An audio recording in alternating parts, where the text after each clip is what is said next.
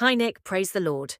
Praise the Lord, Jones. Do you know today we are going to learn about the creations of our Jesus Christ? So let's start. In the beginning, God created the heavens and the earth. The earth was lifeless, empty, and dark. Then the Spirit of God moved across the vast emptiness. He said, "Let there be light." Suddenly, light shone around the entire sphere of the earth.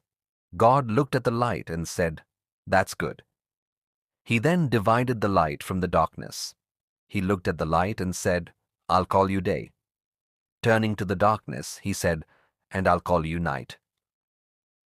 So, with the day and the night, that was the first day. Day 2, God looked at the waters and said, "Be divided." Immediately the waters started to separate. Some went up and the rest stayed down. God looked at the waters that were above, and he looked at the waters that were beneath. Then he looked at the space that was in between the two and said, "I'll call you sky."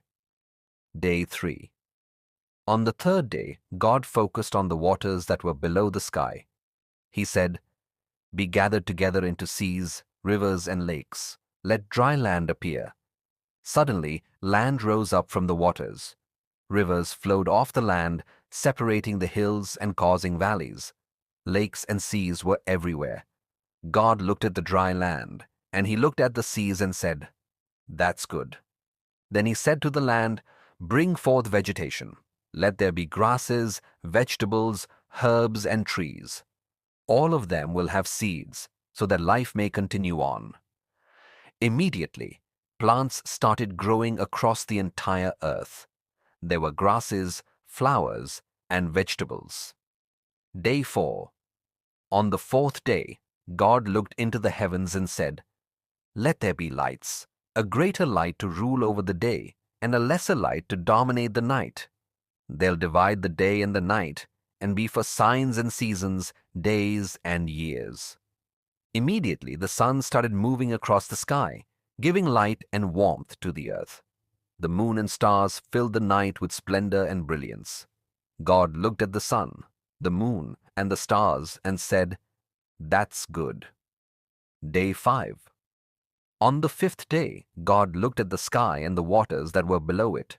He said, "Bring forth life. Let there be birds in the skies and fish and sea creatures in the water."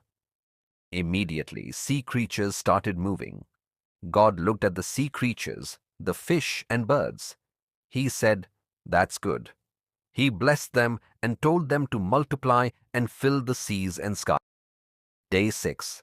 Then God said, "Let's make people. We'll make them to be like us. They'll rule over the fish of the sea, the birds of the air, and the animals that move across the land." So God made a man and a woman, and he blessed them and told them to multiply and fill the earth with people. He told them to rule over all he had made. He then gave them fruit, grains, vegetables, and green plants to eat.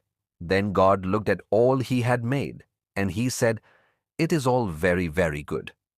Day 7. On the seventh day, God rested from all that he had done. He blessed the seventh day and made it special. This is how God created the heavens and the earth and brought forth life in the first week of times.